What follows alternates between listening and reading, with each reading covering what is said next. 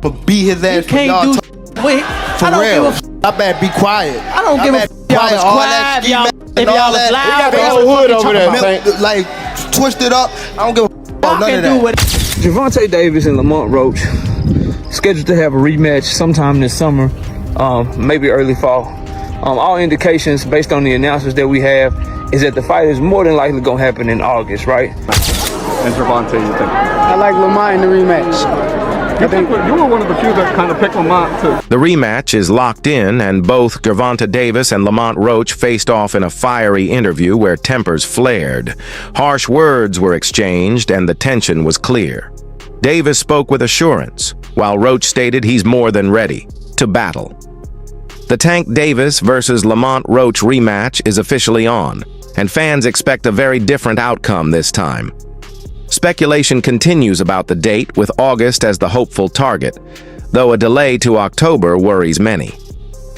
A final confirmation would stop the rumors and settle the swirling uncertainty for good. In July, you would think makes the most sense that Tank and Roach are fighting in August, unless they talking about pushing the shit all the way back to October, which would be a fucking tragedy. So, we hoping for August, because that's the one that's probably gonna make the most sense. Hopefully we'll get an announcement soon on that so we can stop speculating. Now, with that being said, the Tank Davis Lamont Roach rematch, it will be nothing like the first fight. And I'm tired of people telling me that, oh, Tank can't do nothing different. Lamont Roach just got his number. He fought the same that he always fight. Really. History shows us that that's never the case. As a matter of fact, we got Anthony Yarde and Lyndon Arthur just fought. I'll go to recent history. This rematch will not resemble their first battle in any way. The idea that Tank Davis can't adapt or that Lamont Roach already solved him is wrong. Boxing history shows that fighters evolve, and Tank, being pound-for-pound elite, will arrive with new tactics. Roach is no slouch either, and this fight will demand their best. Those expecting a repeat from Roach are mistaken. The ring is unpredictable, and one moment changes everything. With talents like Tank and Roach, fans should expect something brand new. Lamont Peterson discussed Tank's power, saying others hit harder. Jonathan Owendo, he said, had more explosive force than Davis. Lamont explained that although Tank's shots are heavy, Owendo's had a distinct intensity that left an impression. His take shows the wide range of power he's faced over time. Even with Tank's fearsome rep, Peterson insists others hit even harder. He fight how he always fight. He looked how he always looked in every single fight. Sadly mistaken. This idea that, oh, Lamont Roach he just got Tank number. He gonna fight like that again in the second fight. He could do this, he could do that, bro. Y'all are sadly mistaken if you think the second fight is gonna play out anything like the first fight, bro. Anything is not gonna go that way. Specifically when you fighting at the high level, bro. The highs are high levels. When you got a pound-for-pound talent in there like Tank Davis, a really great talented fighter that's skilled, that got everything that you could have, and you got somebody like Lamont Roach who's a very good fighter himself. Shit ain't gonna go down like that, because the fight game, bro. Shakur Stevenson recently challenged Lamont Peterson to a rematch, expressing strong belief in his ability to win. Shakur shared that he'd sparred with Lamont before, giving him insight into his opponent's fighting style. He sees that past experience as a clear edge in their next clash.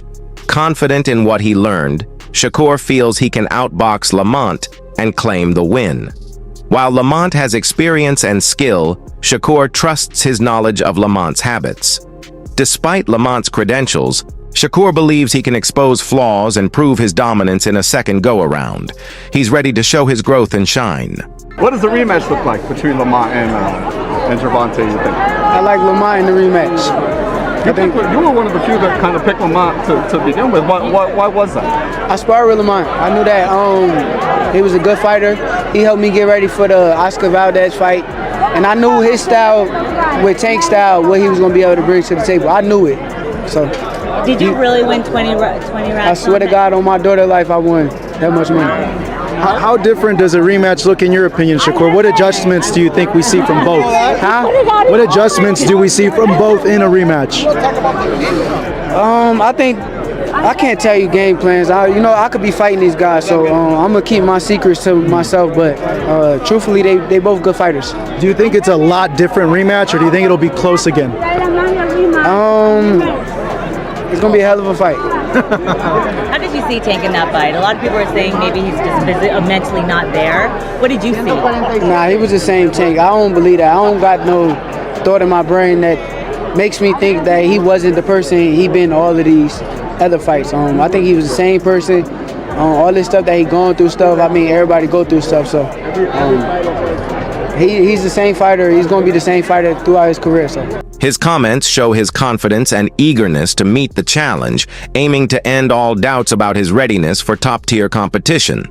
The rematch call caught fans' attention, curious to see if Shakur delivers on his words. Some believe Lamont Roach gained more respect after drawing with Davis, a rare feat. Before fighting Tank, Roach wasn't widely recognized, but the result launched him into the spotlight, gaining attention from both media and fans. That surprise result raised his stock and showed he belongs among the elite. Tank knows the rematch matters. Roach proved he's a threat, and this time Tank is serious. Roach confirmed the rematch is happening and says he's hungrier than ever. Reflecting on the draw, Roach believes the decision was unfair. He now feels it's time to prove he deserved better and intends to come back smarter and stronger this time around. We did see it. Is it going to be a rematch, or are y'all still working on it, or what's the plan? It's going to be a rematch. But it's 9 times out of 10. Sealed to delivery. Yeah, it's on the way. Okay. I'm gonna tell you right now, I'm signed the seal. Okay. So we waiting on the other half. That's all. Okay, cool. I like when people say that my part is done. Yeah, I did what I had to do. Yeah. Roach's current training is all about fixing past mistakes, sharpening his game for a more polished effort. Though he's moved up in weight, he feels fully capable of handling Davis's punch. He's studied Davis carefully and plans to exploit weaknesses. He's not fazed by Tank's reputation or knockout record. Instead, Roach sees this as a chance to display his own development. He's confident and focused, ready to surprise everyone and get the win he felt was stolen from him last time. The rematch has sparked buzz, with fans excited to see if Roach can flip the outcome. In their last bout, Roach exposed a major flaw in Tank Davis's career. Tank had long been accused of cherry-picking safe fights that favored him. That kept him undefeated, but Roach disrupted that formula. He came ready, unafraid, and didn't play Tank's game. Roach's calculated, tactical plan pushed Tank out of his usual zone. He showed that with preparation, even Tank could be pushed. The fight proved Tank's usual strategy isn't foolproof, especially against a serious, well-rounded opponent. That fight with Tank and Lamont Roach shows y'all how protected Tank has been for the past several years. And the people saying, oh, Tank know Lamont and he been respected Lamont because they fought in the amateurs. Man, he was cherry picking Lamont, and really thought he was gonna get that win. But Lamont wasn't coming to play around. He stood his ground and fought back. And to be honest, he won the fight. The rematch is gonna be a knockout. Jaron Ennis recently weighed in on how fans have reacted to Tank Davis's recent showing, pointing out how opinions shape narratives. He mentioned that while some fans were quick to slam Tank, they ignored his solid early performance. According to Ennis, Tank's work in the early rounds was excellent. His footwork and movement frustrated Roach. But later, when Tank hit trouble, fans focused on the flaws and turned negative. Ennis believes a lot of the backlash comes from bias, not fair analysis. He says people expected Tank to dominate and got upset when he didn't stop Roach. Roach may not be a big name, but he's skilled, and that's often overlooked. Fans may be too focused on knockouts, Despite the controversy, Ennis said both guys fought well. He scored it 75-75, possibly a draw. He praised Roach but felt it wasn't enough to say he clearly won. Ennis's remarks show that boxing analysis is complex and fan bias often distorts the view. The Tank versus Roach talk shows how judgment in boxing isn't always fair or balanced. You know I gotta ask you about fights. Gervonta Davis, draw with Lamont Roach. People looking at it as controversial because of the whole knee. What'd you think of the fight? It was a great fight. I had it 7-5 Tank, or you can make it the draw. But I feel like Lamont, he did good. He did a great job actually. I just don't think he did enough to pull it off. And I feel like people was overlooking what Tank was doing in the first 5-6 rounds. He was boxing and frustrating him a little bit.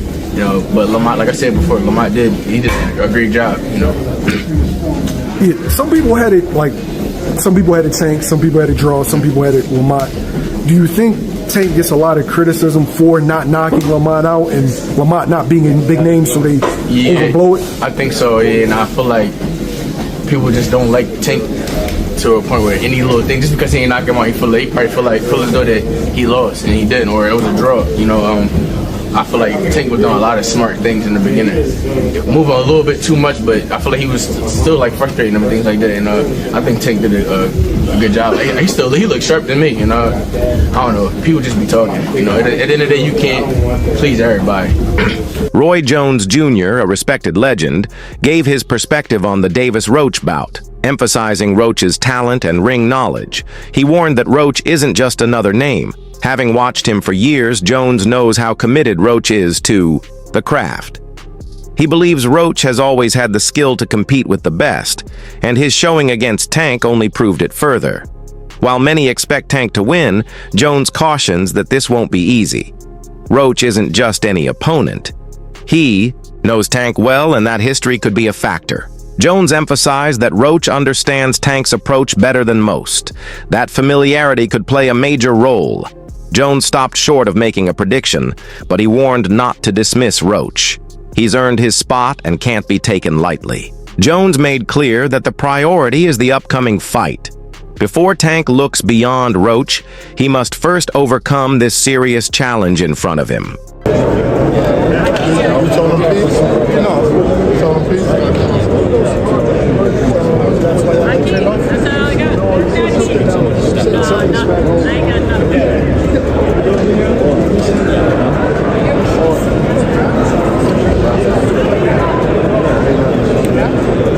Yeah, you got a question? Yes, sir. Yeah, come on. I mean, first thing we got to ask you what you think about this fight, champ. I think it's a great fight. Two great guys. I think Roach is a great formidable opponent. Tomorrow, Tank gonna test his Tank and see how good he is in the late round. Presumably, Tank is supposed to, win this fight. This is a fight that there's not a lot of doubt about him coming out victorious in. So the talk shifts, and we got to know, Roy, from your perspective, Tank Shakur.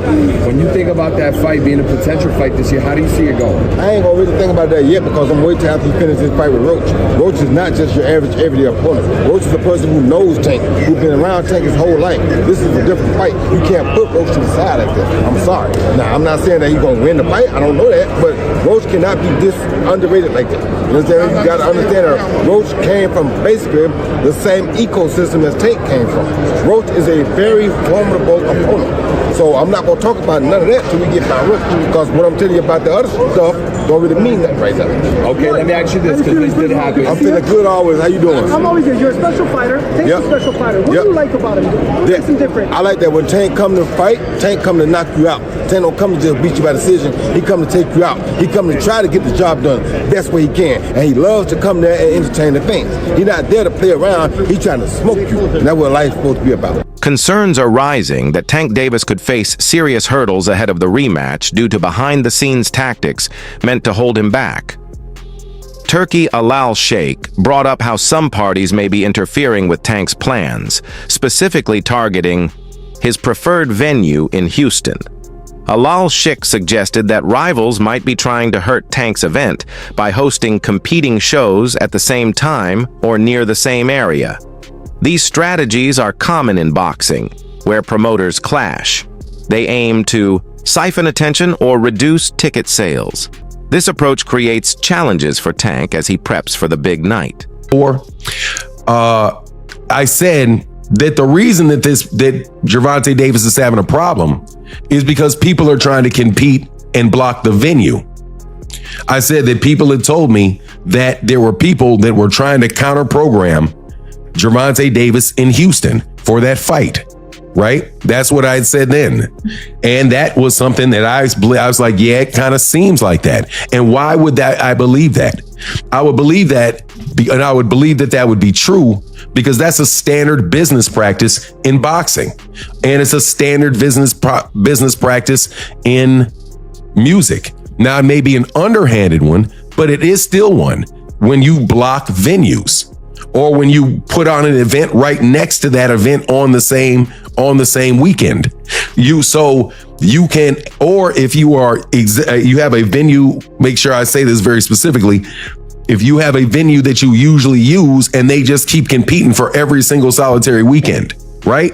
That's a way where you keep your competitors from being able to get a foothold and you start trying to crumble their business. Also, people have done that for boxers before, except for they did it informally, which is called doing what? Blackballing you.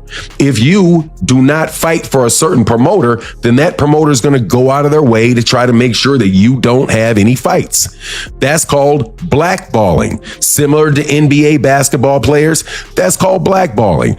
This kind of interference isn't exclusive to boxing. It's also seen in the music world. The goal is to minimize a competitor's spotlight by drawing fans elsewhere. It's an indirect form of sabotage. While not exactly illegal, it's a ruthless business move that's been used for decades. The point is to limit access, block preferred venues, or dilute ticket demand by splitting the crowd. These behind-the-scenes games add pressure to fighters like Tank. It's already tough to prepare physically, and now promotional battles add more stress. Even though it's a known tactic, it complicates the business of boxing. Tank has to navigate this if he wants a clean road to victory in the rematch. Except for they did it informally, which is called doing what? Blackballing you. If you do not fight for a certain promoter, then that promoter is going to go out of their way to try to make sure that you don't have any fights. That's called blackballing. Similar to NBA basketball players, that's called blackballing. When you have somebody like Mahmoud Abdul-Rauf, and Mahmoud Abdul-Rauf is a great player, but you don't like his religion. So what do? You blackball him. You put him on the bench. You cut him. When people he tries out for new teams, nobody wants to even give him a tryout, right? Got to go play overseas or something because you get blackballed.